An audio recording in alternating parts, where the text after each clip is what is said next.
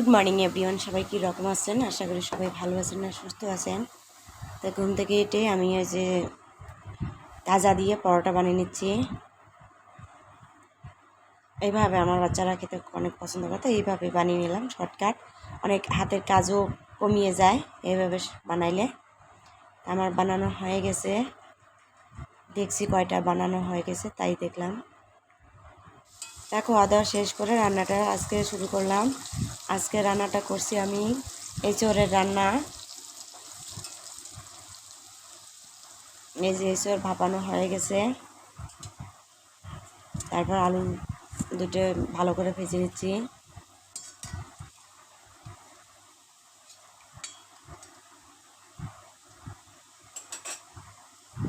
তা রান্নাটা করে নেব আমি সয়াবিন দিয়ে। অনেকদিন ধরে খাওয়ার খুবই ইচ্ছা, তো বানানো হয় না।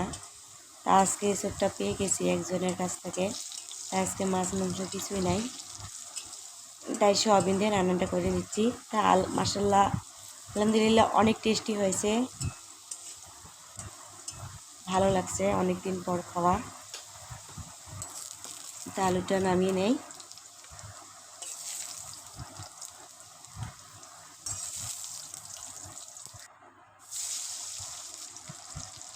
অনেকে খেয়েছেন, অনেকে আবার খাই নাই। যারা খায় নাই তারা খেয়ে দেখবেন, অনেক ভালো লাগে।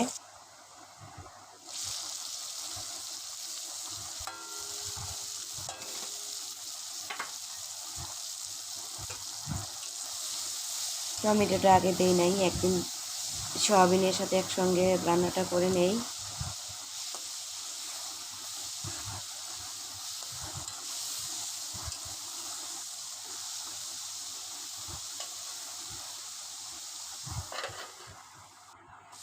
সয়াবিন আবার আমি পানি টানি দিয়ে কষানটা ভালো করে নিয়েছি।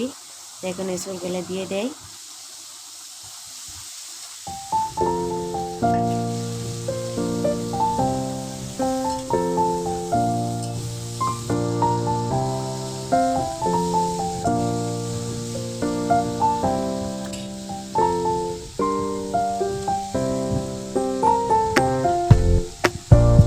একসঙ্গে আলুগুলোই দিয়ে দেয় ভালো করে সিদ্ধ হওয়ার জন্য।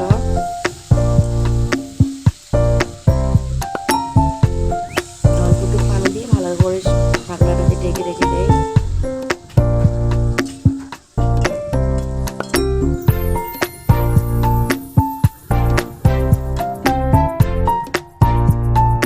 তা আমার খাওয়া দাওয়া শেষ হয়ে গেছে, অল্পটুকু বেঁচে আছে তাই দেখানো হয় নাই। শেষ পর্যন্তই যে অল্পটুকু দেখা হইলো।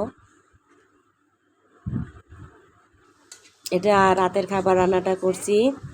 তা পুরো দিন অনেক পরিশ্রম অনেক করছে, তো ওইটুকু ভিডিও অ্যাকসেপ্ট করা হয়ে গেছে। তা রাতের জন্য কী কী রান্না করতেছি, মিষ্টি কুমড়ো ভর্তা আর মাংস রান্নাটা করা হবে। শুধু রান্নাটাই আজকের ভিডিওতে হবে। ব্লগ ভিডিও দিতে হয়, তার ব্লগ ভিডিওটা বানানো হয় নাই। ঘরের কাম কাজ করানো দেখানো হয় নাই।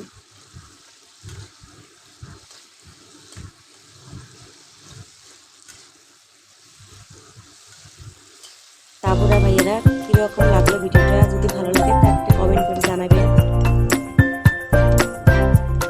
মাংস রান্না বসিয়ে দিয়েছি, রান্না হয়ে গেছে। পানিগুলো শুকিয়ে গেলে রান্নাটা নামিয়ে নেয়।